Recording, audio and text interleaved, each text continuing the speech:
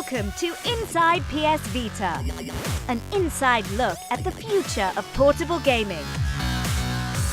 Coming up in this episode, we take an inside look at social connectivity. The social network features of PlayStation Vita are one of the things that I think is going to set the whole console apart.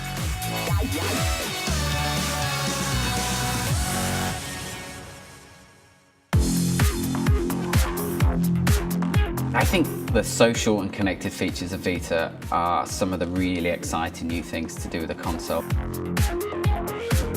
It's now a socially connected device, so it's not just you at home playing, it's not just you and your friends playing, it's now you and the whole world playing. You can be part of a global community. It's like the device is constantly keeping you in touch with people. Anything and everything to do with the game lives on the live area page. And if you're into that game, that's the first place to go to see what's latest and coolest about your game.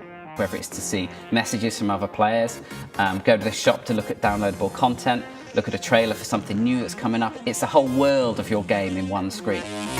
Live area is an interface for the developers to interact with the players of our games. So we can send you messages as you play, we can send you messages, announcements about new features, and it gives us a direct kind of connection to you. Even before you've actually got into the game, it's connecting you with your friends and connecting your experiences, which I think, is really inbuilt into what PlayStation Vita is and makes it a very, very powerful device. One of the cool things about it also gives you activity streams, so it tells you what your friends are doing on that particular game, what trophies they've unlocked, see who set fastest laps, see where you are compared to your friends.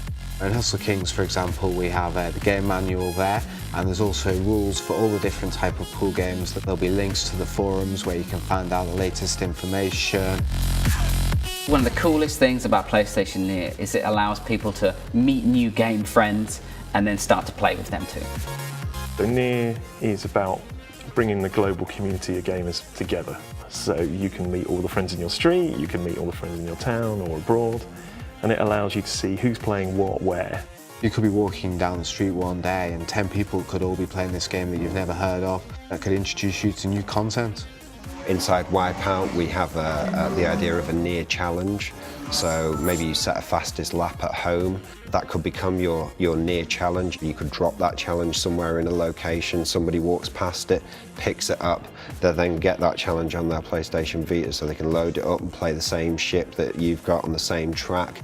Try and beat your ghost data as well, because that will be included in the challenge. And if they beat that, then it messages you as well. So it's just a great feature really to use location as well as all the socially connected features, which is just brilliant.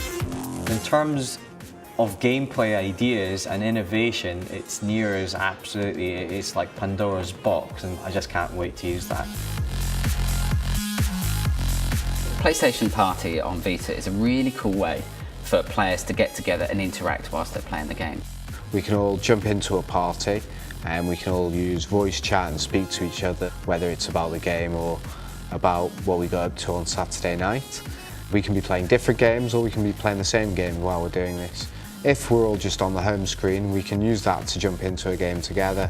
For example, in Hustle Kings, you could have a party going on and then decide you want a multiplayer game of 8-ball. Bang, you'd all jump in and off you go. Great feature. I think it's first for any mobile gaming platform. I think it's a really good way of linking your friends together across the social network, which is really what PlayStation Vita is all about. So 3G on PlayStation Vita is actually one of the really cool things about it. And what it means is, obviously when you're at home with a handheld device, you can connect to your Wi-Fi hotspot and be online. What 3G allows you to do is it takes that connectedness of your game experience anywhere you go. So a simple example of a feature. In Wipeout 2048, we have a ghost challenge mode, when you have a leaderboard of all your best friends who've got faster lap times than you. So you've got 5 guys faster than you. Let's say you beat the guy at the bottom of that ladder and the game automatically downloads the next fastest ghost for you. Now, if you were then, back in the day before you had 3G, if you were to go and play the game on the bus on the way to work, you wouldn't be able to continue playing that game mode. Whereas with 3G now, you can still keep playing. If you beat number 3 on the list, the 3G connection will download the number 2 ghost and ping a message to the number 3 guy you've already beaten. So whilst you're away from a Wi-Fi hotspot with 3G, you can still be competing and messaging your friends who own PlayStation Vitas and PS3s as well. It's a totally new way that people are going to be able to continue playing their games that we haven't been able to do before. We can now integrate your gaming with your social platform. It's now part of our life, these social platforms, these social networks. So why shouldn't gaming be part of it? And this is our way of moulding it all together. The games we're developing now are sort of really just touching the surface of what it's going to be capable of. And I think that's what makes it a very special platform. But being connected to the network raises PlayStation Vita above a regular handheld console into the new world of connected consoles.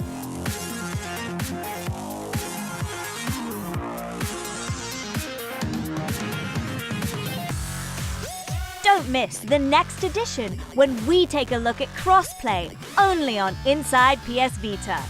Players on PlayStation 3 can play seamlessly against players on Vita. This is something which games like Wipeout are doing.